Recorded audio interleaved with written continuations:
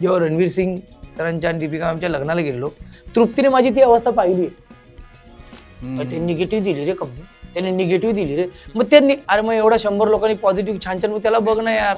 मी ज्या झोपडपट्टीमधून आलोय, महात्मा गांधी स्मृती वसाहत, तिकडे आंबेडकर जयंती, बुद्ध जयंती, छत्रपती शिवाजी महाराजांची जयंती, क्रिसमस, गणपती, दिवाळी सगळं ह्या पद्धतीने सेलिब्रेट करायचे ना. जेव्हा जेव्हा कुठल्या हॉटेलला जातो तिकडे ते बंगाली वेटर भेटतात ना, मग त्यांना बोलतो हा बंगाली, एक बंगाली पिक्चर केला आम्ही सुभाष बोलची की वो नाचे.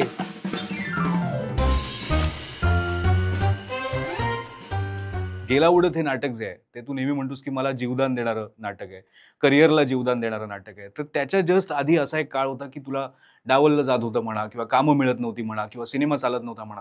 तेव्हा नेमकं काय घडत होतं? असं का चाललं होतं की डावललं जातं? नाही, मलाही त्याचं उत्तर मिळालं नव्हतं. पण नंतर नंतर अनुभवाने मिळालं की प्रत्येक माणसाच्या आयुष्यात एक तो पडाव यायलाच पाहिजे, एक तो ठहराव यायलाच पाहिजे, आणि तो येतो, प्रत्येकाच्या आयुष्यात येतो. मग फक्त माझं असं होतं ना, आपला एक प्रश्न पडतो, आपण सगळ्यांशी चांगले आहोत, मग आपलं असं का झालं? असं होतं कधी कधी सिनेमात.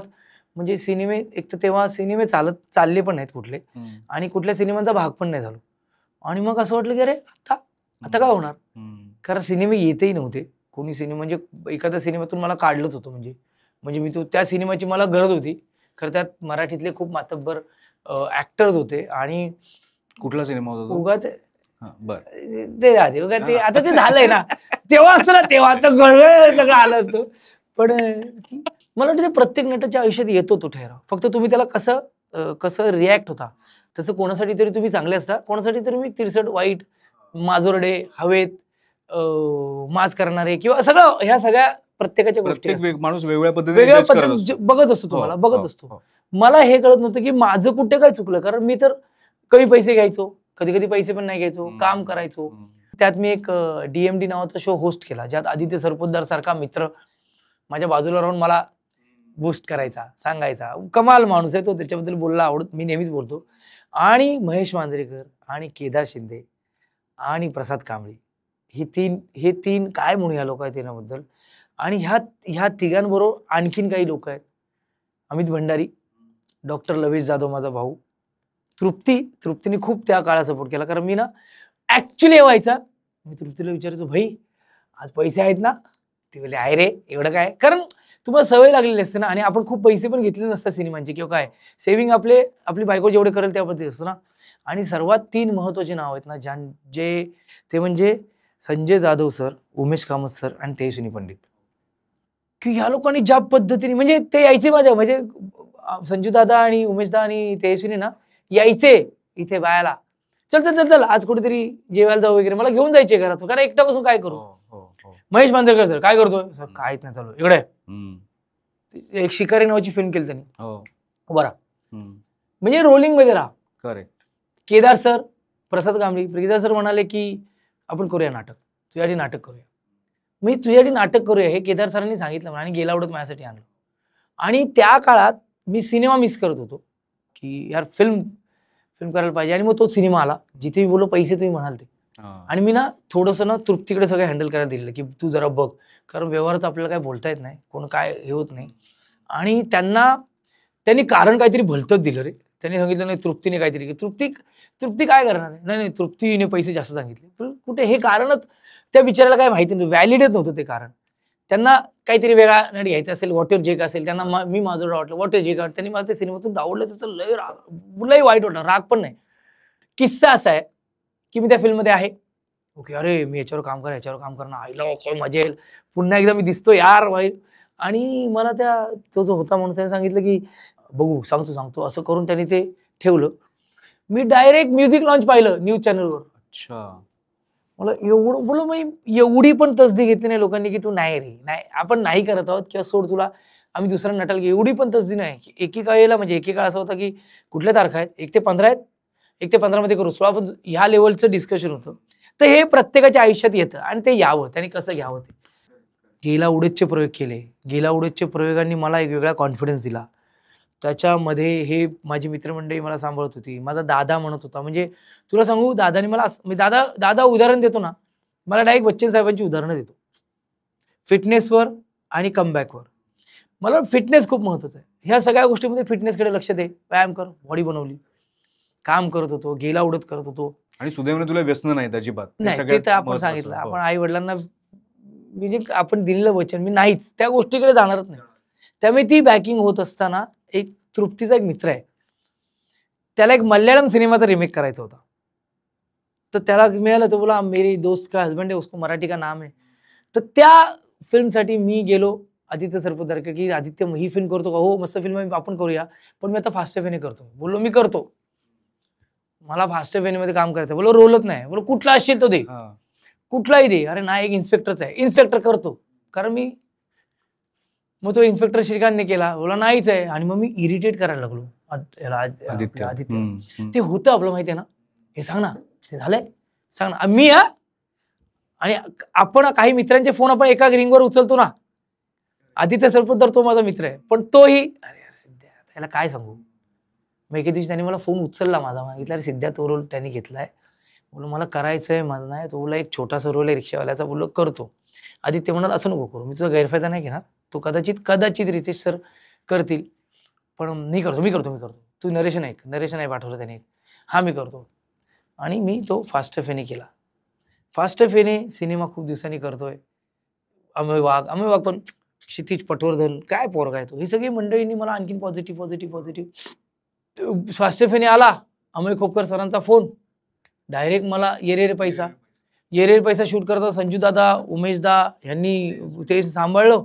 बाई त्याच्या म्युझिक रितेश रोहित शेट्टी सर आले. रोहित शेट्टी सर म्युझिक लॉन्चला आले. बोलले कल ऑफिस में. उद्या ऑफिसला गेलो. ते करत होते एक त्या फिल्मचा रिमेक, साऊथच्या फिल्मचा, रणवीर सिंग सरांबरोबर. त्या कॅरेक्टरच नव्हतं, माझं कॅरेक्टर इन केलं. हे कॅरेक्टर तू करणार आहे. तावडे आल्यानंतर तो सिनेमा शूट झाला, तो पिक्चर रिलीज झाल्यानंतर मी ऑक्टोबरला शूटिंग संपवलं सिम्बाचं. डिसेंबरला पिक्चर रिलीज झाला. मी पुढच्या एप्रिलला शूट करायला गेलो धुरळा शूट करत असताना कौतुक छान सिनेमा. मला माहितीच नाही ती जे मला सोकॉल्ड जो काय माझा डाऊनफॉल वाटत होता, तो माझा डाऊनफॉल होता, तो ठहराव होता, काय होतं. पण त्यात बरं शिकायला मिळालं. काम करत गेलो. मला ती कधी फटाक्याची माळ लागली. बरं झालं मला त्या सिनेमातून काढला. म्हणजे एक व्यक्ती आहे जी मला नेहमी आतापर्यंत, अमोल पोरचुरी इथे आहेत तर ती अशी बघते, हा काय बाकी काय बरं आहे ना, विचार ना सर कसे आहात तुम्ही, बाकी सगळं ठीक आहे, बाकी काय. अच्छा, अशी व्यक्ती आहे ती. आणि माझा बर्थडे होता, त्यांनी मला फेसबुक कॉल केला, रे माझा फोन लागत नाही म्हणून, की खूप साऱ्या शुभेच्छा. तर मला असं वाटतं ना की तुम्ही तुमच्या कामाने ना, तुम्ही काम करत राहा, लोक पुन्हा एकदा जोडली जाणार. तुम्हाला असं वाटतं लोक, त्या जेव्हा तो सीन होता ना फास्ट एफ ते एक तो असा ट्रॅक आहे जिथे आहे ना माझ्या रिक्षातून ना आम्ही ते अदला बदली करतो, तर ते आम्ही पुण्याला कधी शूट केला.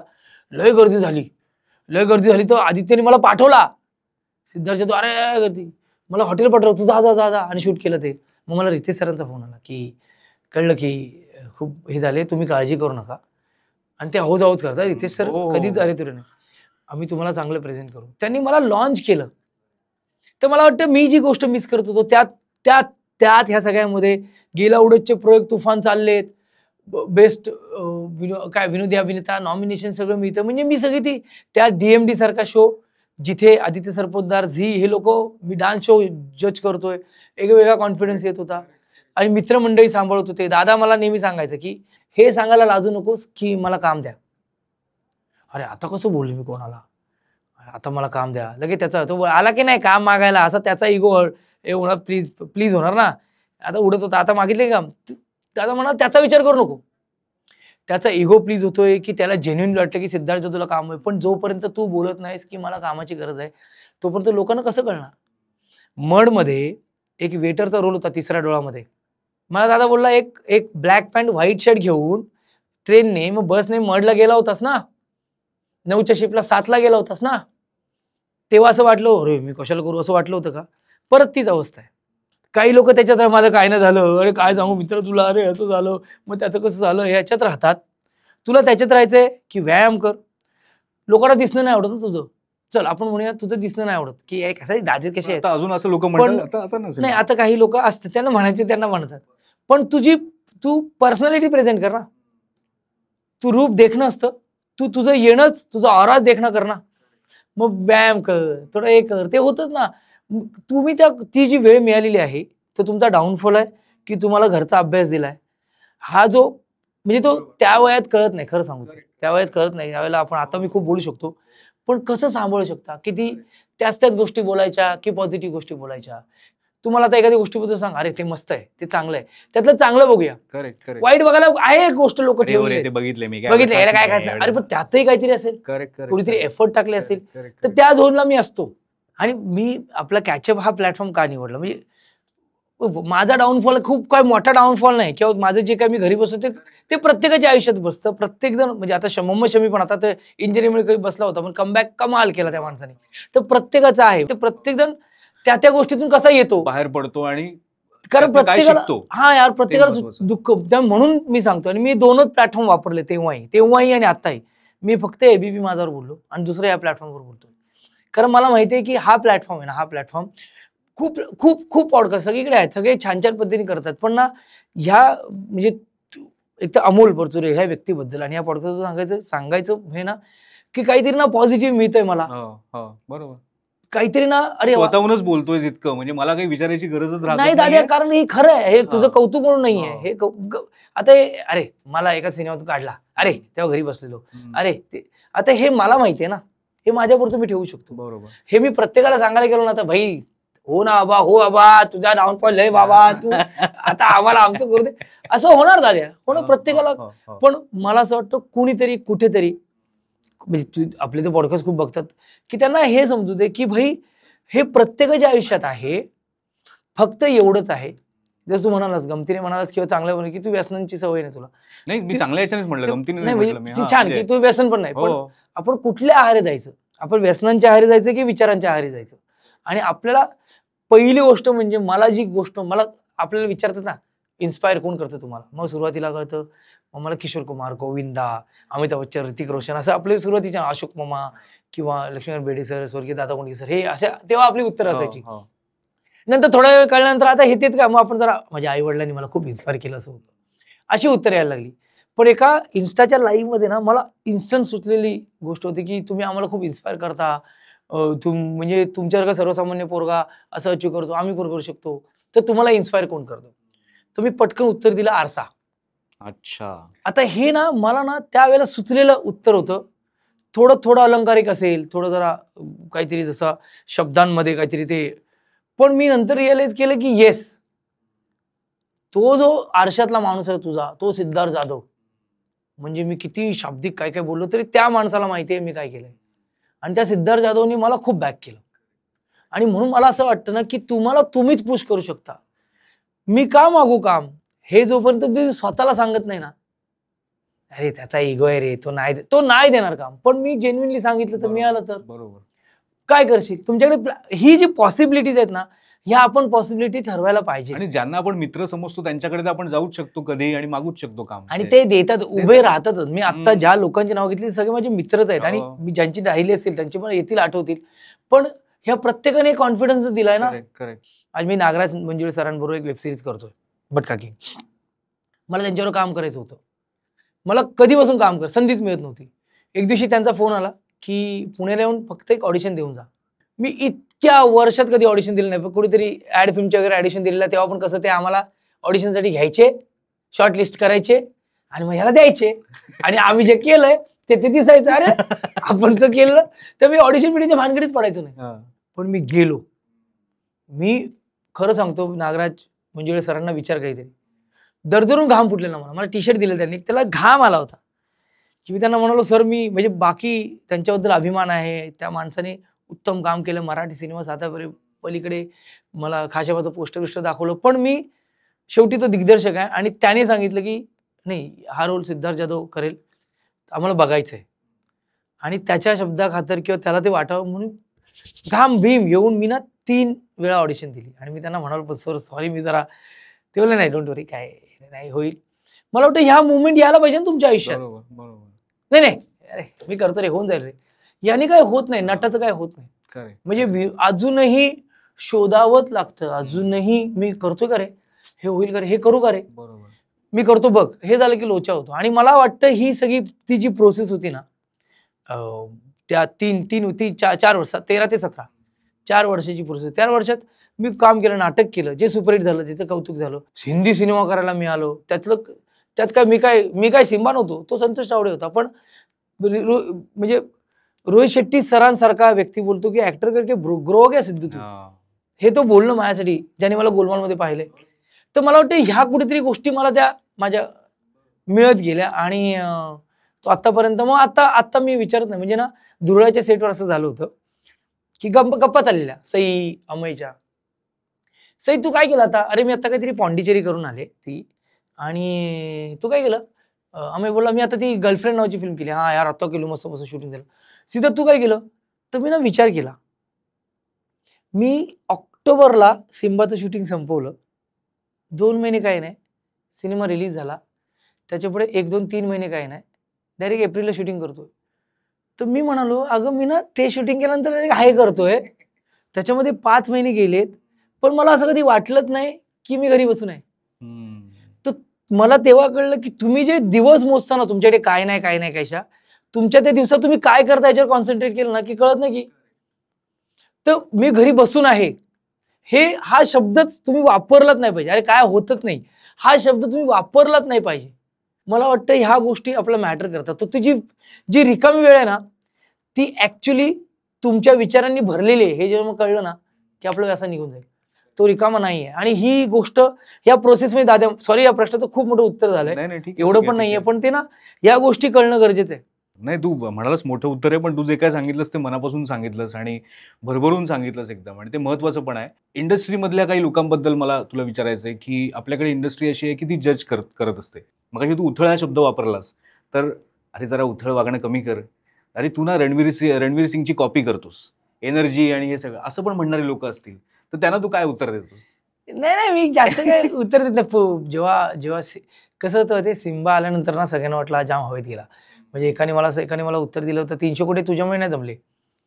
तर ते खरं आहे, 300 कोटी माझ्यामुळे नाही जमले, पण मला आनंद काय की त्या 300 कोटीचा भाग आहे मी. भाई आपण असं बघतो ना की अरे ह्या सिनेमाने 300 कोटी कमवले, ह्या सिनेमाने कमवले. तर मला वाटतं आपण ते ऐकतो, आपण त्या सिनेमाचा भाग व्हायचा. आनंद आपण नाही घ्यायचा, तो कोणी घ्यायचा. तर मी तो आनंद घेत असतो. लोक वेगळ्या पद्धतीने जज करतात आणि हे जजिंग म्हणजे जे काय आत्ता नाही करत. पूर्वी मला सांगायचे जरा नीट वाग, जरा नीट वाग, जरा नीट. पूर्वी आपण काही घालायचं तर बोलायचे हे काय कपडे घातलेत, आता काय हे काय कपडे घातलेत. त्यामुळे त्यांचं काही बदललेलं नाहीये. त्याचं काही मला वाटतं की काही लोकांनी अप्रिसिएशन केलेलं आहे. मला वाटतं तुम्ही तिथेच असता, लोकांचा दृष्टिकोन बदलत जातो प्रत्येक वेळेला. आणि तो म्हणजे त्यांना ना करेक्ट करायला जाऊ नका, माझं प्रामाणिकपणे मत आहे. त्यांना नका करेक्ट करायला जाऊ, कारण ते त्यांच्या पॉईंट ऑफ व्ह्यूने बघत असतात. काही मित्र, काही तुमच्या आयुष्यात लोक आहेत जे तुम्हाला सांगतात, त्या तुम्ही बदला की. म्हणजे आता जसं महेश मांजरेकर सर म्हणतात किंवा आपले शैलेश परुळेकर सर म्हणतात, तुमच्याकडे प्रचंड एनर्जी आहे, ती फक्त चॅनलाइज करायला पाहिजे. तर ते दिग्दर्शक म्हणून चॅनलाइज करतात, बाकी मी असाच आहे. मग समजा आता रणवीर सिंग म्हणतात, अरे रणवीर सिंग भाई तो पोरगा कमालीचा चांगला अभिनेता आहे. आणि मला त्याची एक गोष्ट काय आवडते माहिती आहे, तो सरप्राईज करतो. तो तुम्हाला म्हणजे तो खरा गनिमी कावा खेळतो असं मी म्हणेन मी.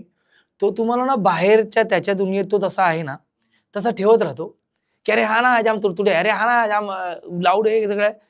आणि त्याच्यावर तुम्ही काम बघता ना, तेव्हा तुम्ही असे होता भाई काय ऍक्टर आहे रे. लुटेरा बघा, सिम्बा बघा, पद्मावत बघा, किंवा त्यांनी जी त्याचा तो गुजराती तो भाई तो विषय पण मला वाटतं ना थोडा ऍक्टर म्हणून सरप्राईज करतो. तर हो मला आवडेल ऍक्टर म्हणून सरप्राईज करायला, आणि मी त्याच्या अगोदरपासून ऍक्टर म्हणून सरप्राईज करण्याचा प्रयत्न करतो. पण त्याच्यामुळे येस कॉन्फिडन्स आला आणि त्याने मलाही सांगितलं. मी त्याशी बोललो ना, बोललो सिद्धूबाई एनर्जी. तो काय करतो, तो व्हॅनिटी जाऊन कल्टी मारतो, थोडी एनर्जी कन्झर्व करतो. तर मला असं वाटतं की ह्या गोष्टी तुम्ही शिकायला काय हरकत नाही. आणि प्रत्येकाला म्हणतात ना, कोणातरी शाहरुख म्हणतात, कोणातरी. मला सर्वात काय आवडतं, मला हे आवडतं की दॅट मराठी ऍक्टर ही सर्वात मोठी कॉम्प्लिमेंट आहे माझ्यासाठी. ओके, अरे तो मराठी ऍक्टर, अरे तो मराठी ऍक्टर का, मी माझ्या महाराष्ट्रातल्या माझ्या मराठी इंडस्ट्रीला रिप्रेझेंट करतोय. कितीतरी कलाकार आहेत, त्यात मला एक सौभाग्य मिळतं, तर मला ते आवडतं. येस बरोबर. अरे आपने देखा इसका मराठी का, म्हणजे भाई बिग बॉसचा प्रोमो शूट करत होतो मी, सुपरस्टारचा शूट करत होतो. सलमान खान सर तिकडे शूट करतायत. मी महेश सरांना फोन केला, सलमान खान इथे शूट करतायत, जा ना भेट ना सुपरस्टार सिनेमा शूटिंगच्या वेळेला. अरे कम म्हणजे तू आणि मी पॅडीचा सिनेमा कम कम कम कम अतुल अग्निहोत्री बाजूला होते.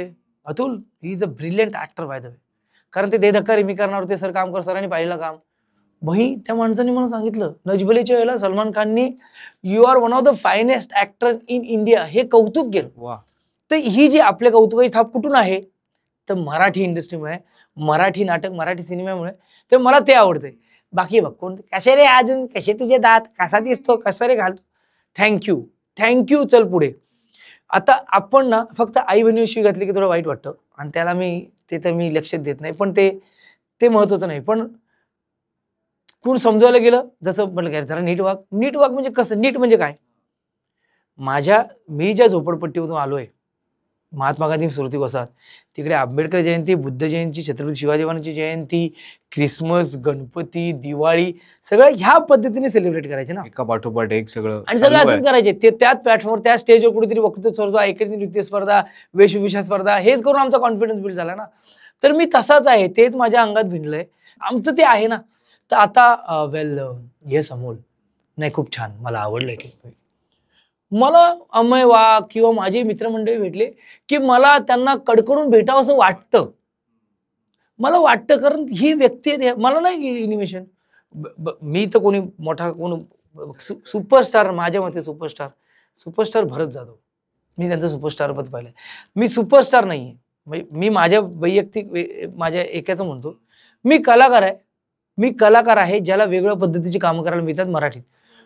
बाहेरचे लोक इंटरव्ह्यू सांगत असेल ये हमारा मराठी का स्टार आहे, येस, ये हमारा मराठी का ऍक्टर आहे, येस, हे मला आवडतंय. तर मी सुपरस्टार नाही, पण मला वाटतं की अमय वाघ भेटला भाई आपला, अरे भेटला भाई, हे मला वाटतं आणि मी तसा राहतो आणि मी तसाच राहणार आहे. म्हणजे हे माझ्या आतलं आहे.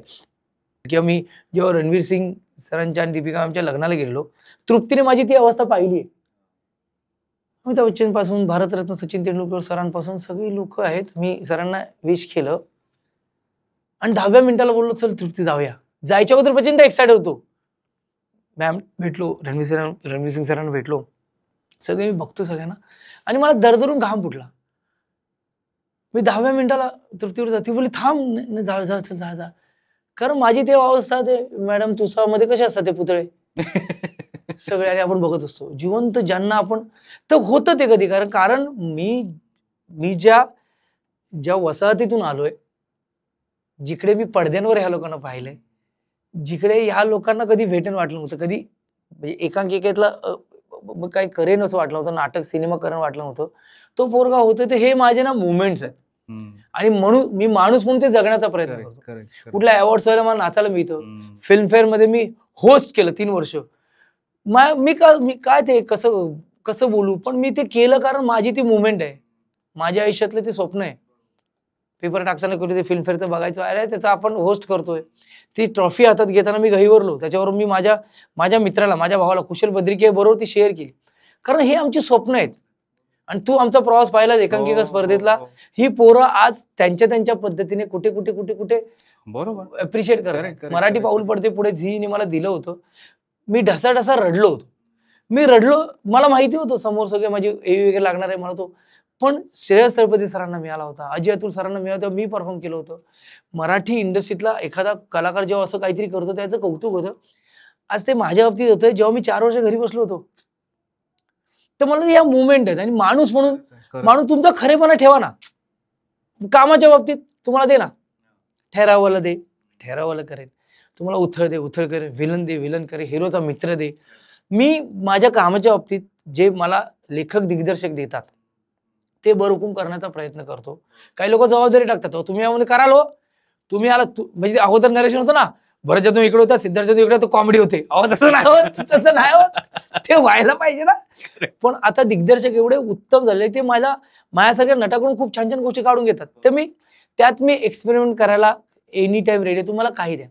पण माणूस म्हणून मला असं वाटतं की मला जसं वागायचंय, ज्या पद्धतीने वागायचंय, कोणी काही बोलू दे, ते तुमच्या चांगल्यासाठीच बोलतात, एवढं लक्ष घ्या, त्यातलं घ्या, पुढे जा. संदर्भासहित स्पष्टीकरण प्रत्येकाला द्यायची गरज नाहीये, कारण ते काय सोशल मीडिया आहे. त्याचं नाव सोशल मीडिया आहे. तुम्ही जी गोष्ट टाकताय, तुम्ही हे मान्य करून चाला की तुम्हाला ऍप्रिसिएशन पण मिळेल, क्रिटिसिझम पण मिळेल, इग्नोरन्स पण मिळेल, पण तुम्ही त्यात अडकू नका. बरोबर, एवढं सिम्पल आहे. आणि हे ना कुठेतरी राहतो आपण, माहितीये, ते निगेटिव्ह दिली रे कंपनी, त्याने निगेटिव्ह दिली रे, मग त्यांनी अरे मग एवढा 100 लोकांनी पॉझिटिव्ह छान छान, मग त्याला बघ ना यार. खरं आहे. एक ह्याला जोडून महत्वाचा विषय आहे की जसं तू मगाशी सांगितलंस की जेव्हा कामं येत नव्हती तेव्हा ती परिस्थिती कशी हँडल केली हे तू सांगितलंस.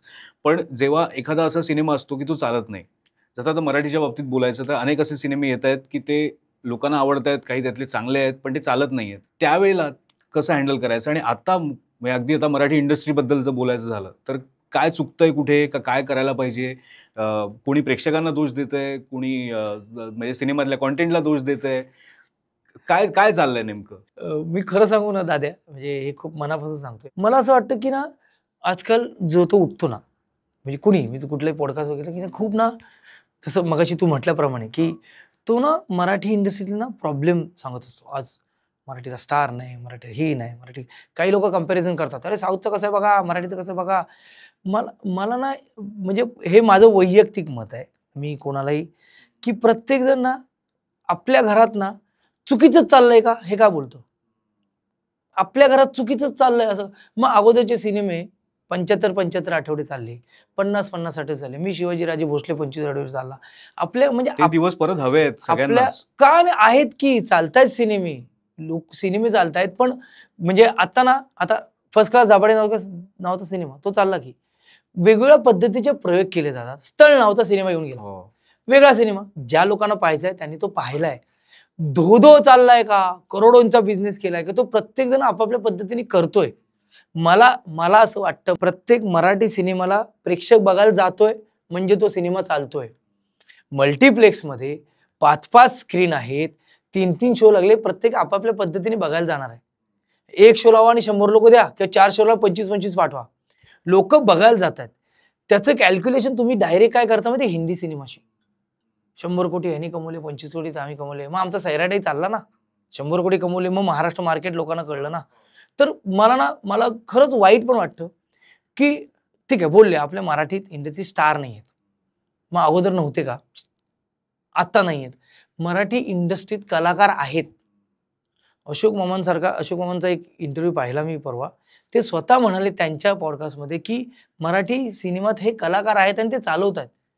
आणि एकाच पटीटीचा मराठी सिनेमा येतोय का, तुम्ही साऊथचा कुठलाही सिनेमा उचला, KGF उचला, पुष्पा उचला, तिकडे ऍक्शन पॅटर्न काय, पहिला हिरोला एस्टॅब्लिश करा, इंटरवलला फ्लॅशबॅक आणा, इंटरव्हल नंतर फ्लॅशबॅक आणा, फ्लॅशबॅक नंतर सिनेमा रिव्हेंज संपला, रिव्हेंज स्टोरी आहेत, ऍक्शन आवडते लोकांना.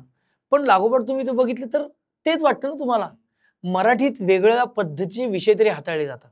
आत्ताच मी बोललो तमाशा लाईव्ह, स्थळ, त्याच्यानंतर फर्स्ट क्लास दाभाडे घे, आमचा धुरळा घे, आणि लोक जात आहेत पण ना ते मराठी सिनेमा चालतच नाही, प्रेक्षकच पाठ फिरवतात. मग लोक प्रेक्षकांना दोष देण्यात काय अर्थ आहे मला सांगा तुम्ही, प्रेक्षकांना काय दोष देता तुम्ही, ज्यांना ज्या पॅटर्नचा सिनेमा बघायला आवडतो ते बघणारच की, त्यांना बघणारच आहे. मला जेव्हा मी तरुण इंटरव्ह्यू द्यायचो ना, मला ते एक कारण असं कळायचं की ना प्रत्येक इंडस्ट्रीला ना आपली वेगळी आयडेंटिटी आहे. भोजपुरीला पण आहे, बंगालीला पण आहे, साऊथला पण आहे. हिंदी इंडस्ट्री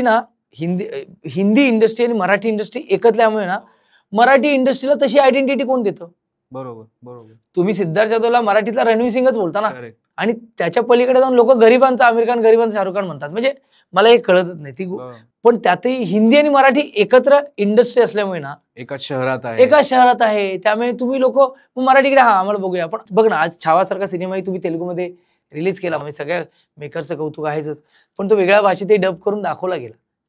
तर मला माझ्या मराठी इंडस्ट्रीबद्दल अभिमान आहे. मी प्रेक्षकांना अजिबात दोष देत नाही, 100% की प्रेक्षक देत नाहीत असं नाही, मग नाटकही नाही चालणार. प्रेक्षक वर्ग आहे, फक्त तो आपापल्या पद्धतीने जातोय. कुणाला ह्युमरस सिनेमा आवडतो तिकडे जात आहेत, कोणाला खरंच कौटुंबिक सिनेमा आवडतो, जुनी फर्निचर सारखा सिनेमा आवडतो, लोक तिकडे जात आहेत. मी म्हणतो ना की आपल्या मराठी इंडस्ट्रीत जेवढे प्रयोग केले जातात, म्हणजे मी नट म्हणून मीच सांगतो, आता थांबायचं नाही सारखा सिनेमा वेगळ्या मातीतला विषय, बरोबर, आणि तो लोकांसमोर मांडायचा आहे. त्याला किती प्रेक्षक येतील, मग लोक झोंबड पडतील का, लोकांना आवडलं लोक जातील. पण एवढे हे पण तितकं खरंच आहे की लोकांना आवडू नये म्हणून लोक सिनेमा बनवतात का? नाही बनवत. खरंय. नाही हा सिनेमा लोकांना आवडणार नाही बनवूया असं नाही होत. खरंय. लोक दिवस रात्र मेहनत करतात. आपल्या मराठी इंडस्ट्रीत एवढा रोजगार आहे आत्ता. म्हणजे लोक म्हणतात, लोक असं म्हणतात की काय 52 आठवडे आणि 300 सिनेमे, असं ते गणित आहे. मी त्यात पडत नाही.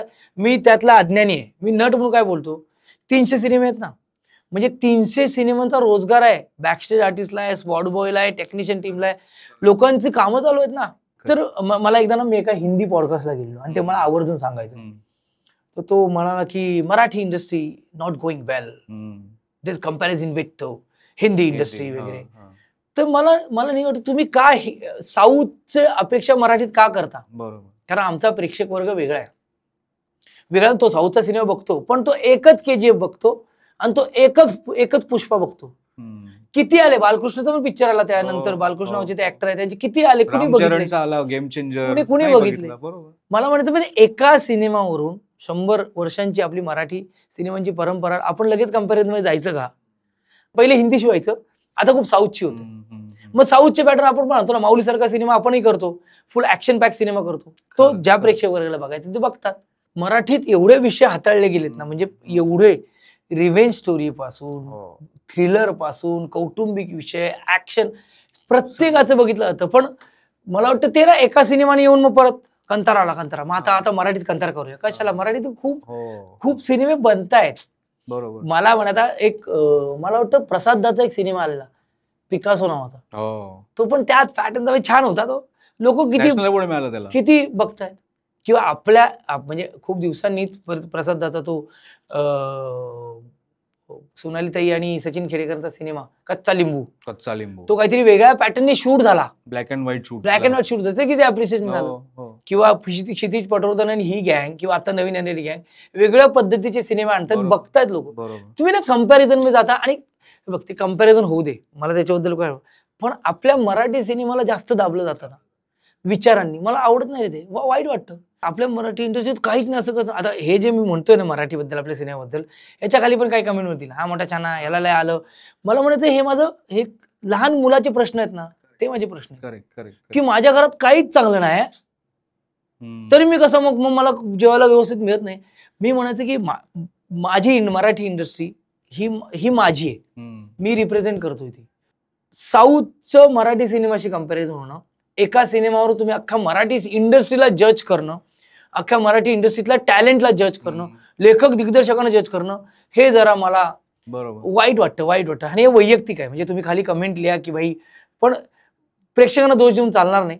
प्रेक्षक म्हणजे अगोदर येत होते ते समजूतदार, आताचे नाही. आता युथ आलं ना.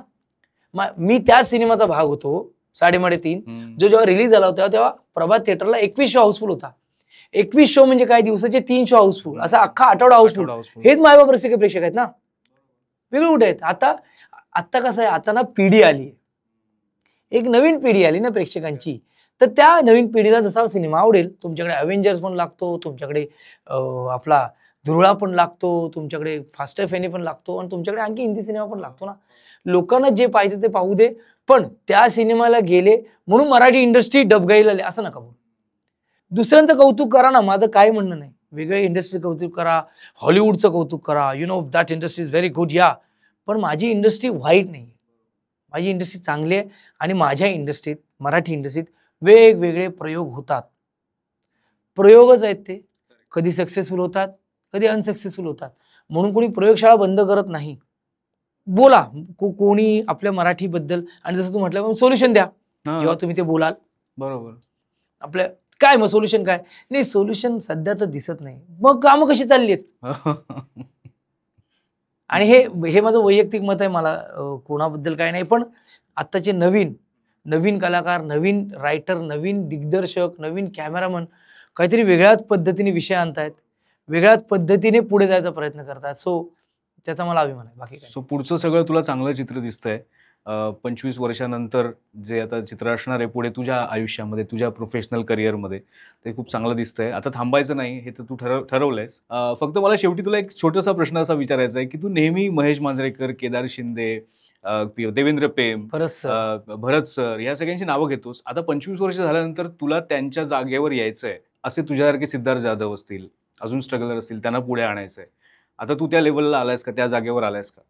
नाही, त्यांची जागा घेत नाही, पण येस त्यांनी मला जे जे शिकवलंय ज्या ज्या सिच्युएशन मध्ये ते मात्र मी करण्याचा खूप प्रयत्न करतो, खरं सांगतो मी. म्हणजे देवेंद्र सरांनी शिकवलं, देवेंद्र प्रेम सरांची क्वालिटी माहिती ना काय, ते विनोद आहे ना विनोद, तो विनोद अशा पद्धतीने फोडतात ना, त्यांच्याकडे इम्प्रोव्हायझेशन म्हणजे त्यांच्याकडे इम्प्रोव्हायझेशन शिकलोय मी, ते इम्प्रोव्हायझेशनचे बेस्ट आहे. केदार सर कॉन्फिडन्स देतात. केदार सर विनोद कसा टाकावा, सिच्युएशन कशी क्रिएट करावी आणि प्रेक्षक असे कसे राहायला पाहिजे ते केदार सरांना माहिती आहे. महेश सर नटाला अख्खा 360 डिग्री चेंज पण करतात. आणि ह्या सगळ्यांमध्ये पॉझिटिव्हनेस देण्याचा प्रयत्न हे सगळे. भरत जाधव सरांचं नाव घेतलं की पॅडी असेल, मला वाटतं हो कधी कधी ते काम मी करतो. लॉकडाऊनच्या वेळेला हे काम मी खूप केलंय. लॉकडाऊनच्या वेळेला मी खूप लोकांनी तासन तास गप्पा मारायचो, पॉझिटिव्हनेस द्यायचो. आत्ताही ज्या ज्या मित्रमंडळींबद्दल मला आत्मीयता असते, मी लेक्चर द्यायला जात नाही, पण मी सांगायला जातो. गौरव मोरे मित्र आहे आपला, ओमकार भोजने, ही पोरं आहेत ना भाई, एक नंबर पोरं आहेत. आणि ही पोरं कमालीचे काम करतायत. म्हणजे मी एक पिक्चर केलेला महेश टिळेकर सरांचा, त्यात मी आणि गौरव होतो आणि एक माणूस आला बोलला की गौरव मोरे एक नंबर, तुमचं ठीक आहे एक नंबर. तर सेम सिच्युएशन एक 10 वर्षापूर्वी गौरव मोरेची जागी सिद्धार्थ जाधव आणि सिद्धार्थच्या जागी भरत जाधव होते. अरे काय काम करतो तू, नाही तुम्ही छान करता सर, पण हे सेम सिच्युएशन, सेम, काही वाईट नाही. तर मला वाटतं की तुम्ही तुमच्या जसं जसं भरत जाधव नेहमी म्हणतात, शिफ्ट येणाऱ्या पिढीला हात द्या, हात झटकू नका. तुम्ही खूप मोठे नाही हात देणार आहे, तुम्हाला खूप वरती कोणतरी हात देते, पण त्याला हात द्या, त्याला येऊ दे, त्याला म्हणजे ते गमतीने म्हणतात पण, म्हणजे अंकुश दादा, केदार सर आणि भरत सर यांच्यामध्ये त्यांनी मला येऊ दिलं म्हणून कॉन्फिडन्स आला. मग तो पोरगा त्याच्या टॅलेंटनी जातोच पुढे. तसं मी करण्याचा प्रयत्न करतो, खूप लेक्चर वगैरे नाही, पण येस अनुभव. आणि मी हेच सांगण्याचा प्रयत्न करतो की स्वीकारणं गरजेचं आहे. बरोबर, स्वीकार, जेवढा लवकर तुम्ही स्वतःला स्वीकाराल ना, कुठल्याही क्षेत्रात. मी ओपनिंगला जात होतो, आता मी 4 नंबरला जातोय, आता मी एकदम शेवटच्या 5 वर खेळायला जातोय. तुमचा माइंडसेट चेंज झाला पाहिजे. हे जेव्हा तुम्हाला कळेल ना, आणि हे मी करण्याचा खूप नाही, पण मला वाटतं ज्यांच्याशी बोलावं, जे मला फोन करतात, मी काही मित्रांचा हे आहे, फक्त ऐकणार आहे. हा बोल, काय आलं, लिसनर का, हा ती क्वालिटी आली माझ्यात. मी पहिल्यांदा खूप रिॲक्टिव्ह होतो, नाही रे, आता ओके, हा छान, एखादी गोष्टी रिॲक्ट होण्यासाठी वेळ घेतो मी, पण हे अनुभवाने येतं दाद्या, हे अनुभवाने येतं आणि तुम्हाला कळतं कुठले शब्द कुठे वापरावे, कुठल्या पद्धतीने रिप्रेझेंट व्हावं. तर मी ऐकतो, त्यातून मला जे सांगायचं असतं. काही लोकांना ना त्यांच्या मूड प्रमाणे ऐकायची सवय असते. आता तो चिडलाय ना, मग त्याने आपलं सांगितलं आपण चिडायला पाहिजे. तर पहिली स्टेप आहे त्याला शांत करा, त्याला शांत करून. कारण खूप लोकांना, मला जे खूप मित्र मैत्रिणी असतात ना, जे येतात ना रे काहीतरी याचे सोल्युशन काय, मी त्यांना हे सांगतो की तुम्ही बोला, मी थर्ड पॉईंट ऑफ व्ह्यू एक सोल्युशन देऊ शकतो. कारण आपली सिच्युएशन सेम आहे. बरोबर, आपली सिच्युएशन सेम आहे. कारण मी त्यातून गेलोय आणि मी कुठेतरी सावरण्याचा प्रयत्न करतो. तुम्ही हलू शकता. बरोबर, कारण तेव्हा 10 लोकच होती. जर सिद्धार्थ हल्ला ना, तर ऍटलीस्ट 9व्या की 10व्या नंबरवर जाईल. बरोबर, पण आता कसं, आता एवढी मोठी रांग आहे ना, तुम्ही जर त्यात हल्लात तर तुम्ही कुठल्या नंबरवर तुम्हालाच कळणार नाही. तर ते थांबणं गरजेचं आहे. तर हो, मी महेश सरांची जागा घेऊ शकत नाही, केदार सरांची ना, देवेंद्र सरांची ना, भरत सरांची कोणी जागा घेऊ शकत नाही. पण हे मी करण्याचा नेहमीच प्रयत्न करतो की भाई येस, हे हो सकता है, होगा, देख ले, होईल. बघ, आधार देणं जे आहे महत्वाचं, ते पॉझिटिव्ह ठेवणं. बरोबर. कारण मला हे कळून चुकलंय की यार ना, तुम्ही थोडा वेळ काढलात ना, तुम्हाला हवं ते तुम्ही अचीव्ह करू शकता. सगळं बदललेलं आहे, तर ते बदल स्वीकारून टॅकल करा. बरोबर. तर मी ते खूप नाही, पण हो, मी लिस्नर झालोय चांगला. आणि आज मी लिस्नर होतो बाय द वे, कारण तू खूप इतका भरभरून आणि मनापासून बोललास की मला फक्त मध्ये मध्ये तुला प्रश्न विचारायचे होते आणि तुझं बोलणं ऐकत राहायचं होतं. एक तर मी तुझा फॅन आहे कधीपासून, तू बोलतं करतोस. अरे नाही, मी काय बोलतं केलं म्हणजे, नाही, तू बोलतं नेहमीच करतोस प्रत्येकाला, आणि मला ते ऐकायला आवडतं. बरोबर. मी खरं सांगतो, मी या पॉडकास्टवर येण्याचं हेच कारण होतं की मला काहीतरी वेगळं देऊया का. ही सगळी माझी जर्नी जी आहे 25 वर्षे, त्याला तुम्ही साक्षीदार आहेस भाव माझ्या, तुम्ही पाहिलेलं आहे. त्यातूनही आज मी या पॉडकास्टवर येऊन, हे पॉडकास्ट काय, हे काय आपल्या माझ्यासाठी नाहीये. बरोबर, काही लोक बघतात, माझे वैयक्तिक विचार मांडायचे प्रयत्न आहे, पण तो प्लॅटफॉर्म पण मला तुझा निवडा असं वाटतो. कारण मला असं वाटतं दाद्या खूप वेगळा, खूप लॉयल प्रेक्षक आहे, खूप विचार करणारा प्रेक्षक आहे. हे बघ, ट्रोलिंग करायला सगळेच असतात, पण त्या ट्रोलिंग मध्ये 100 वाले 99 ट्रोल करणार असेल, एक जरी विचार करणार असेल ना, तरी खूप आपल्या ह्या 2 तासाच्या चर्चेचा फायदा आहे. म्हणून नक्कीच फायदा आहे. नाही, खरंच आहे. आणि तो जसं बोलला तसं तो खूप वेगळ्या प्रकारे बोलला. खूप वेगळे विचार आज त्याचे ऐकायला मिळाले. जसं आपण नेहमी म्हणतो की त्याचा फिटनेस, त्याची एनर्जी आणि तो काय एनर्जीचा धबधबा आहे वगैरे सगळं, पण त्याच्या विचारांमध्ये सुद्धा किती एनर्जी आहे तर ते आज आपल्याला बघायला मिळालं. फिट तर तो आहेच, त्याला दिलेल्या प्रत्येक कॅरेक्टरमध्ये सुद्धा फिट बनायचा तो प्रयत्न करत असतो आणि तो नेहमी त्याच्यामध्ये यशस्वी सुद्धा होतो आणि म्हणून तो सगळ्यांना आपल्याला आवडतो. तर थँक्यू सिद्धार्थ, तू वेळ काढलास त्याच्याबद्दल.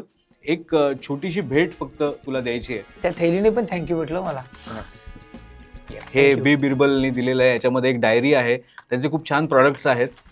तर ते परत मला प्रेक्षकांना सांगायचं की ते प्रॉडक्ट्स तुम्हाला हवे असतील तर ॲमेझॉनची लिंक जी आहे ती मी तुम्हाला या व्हिडिओच्या खाली डिस्क्रिप्शनमध्ये देतोय.